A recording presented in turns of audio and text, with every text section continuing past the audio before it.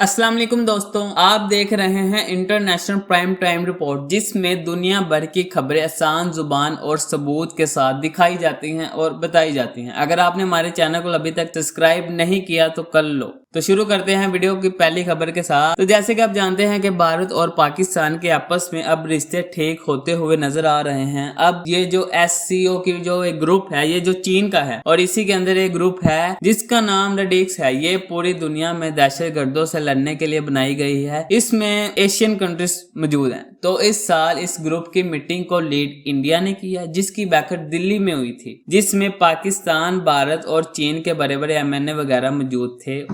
SCO की meeting में दहशतगर्दों से लड़ने का फैसला लिया गया। इनका जो मेन फैसला था वो ये था कि अफगानिस्तान में ये जो अलग अलग दहशतगर्दों के ग्रुप हैं, इनको खत्म करना। पाकिस्तान के लिए भी ये खतरनाक हैं और भारत के लिए भी और कई दूसरे ममालिकों के लिए भी। तो दोस्तों, ये जो कदम भारत और पाकिस्तान ने मिलकर उठाया है, इससे पाकिस्तान और इंडिया के रिश्ते काफी हद तक बेहतर हुए हैं और ऐसा लग रहा है जैसे ये हुकूमत, शहबाज शरीफ की हुकूमत, कुछ भी करके भारत और अमेरिका के साथ रिश्ते ठीक कर चुकी है और आगे भी कर लेगी।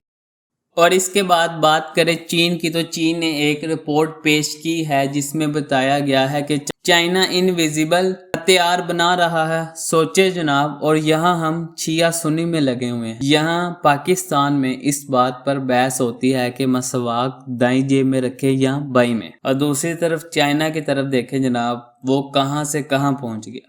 और पाकिस्तान की तरफ वापस आए तो पाकिस्तान के फाइनेंस मिनिस्टर इसहाक डार का अमेरिका में शानदार इस्तकबाल। वीडियो आप खुद ही देखिए।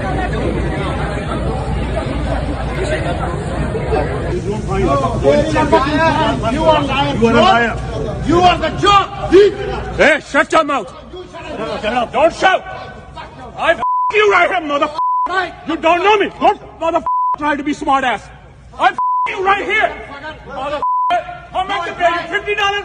You're a mother. You are yourself. Fucking Pakistan.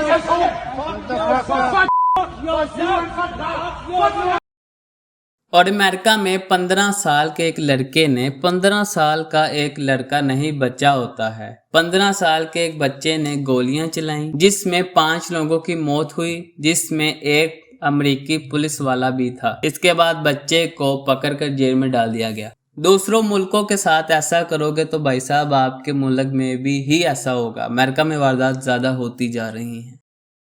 और इन सब के बाद आखिर में पाकिस्तान के साथ ऑस्ट्रेलिया में भी बाढ़ आई हुई है। खतरनाक सैलाब आया हुआ है। ऑस्ट्रेलिया में खतरनाक सैलाब की वजह से 1500 से ज्यादा लोग अपने घर से बेघर हो गए हैं। ये खतरनाक बाढ़ का पानी कम होने का नाम नहीं ले रहा। वीडियो देखिए।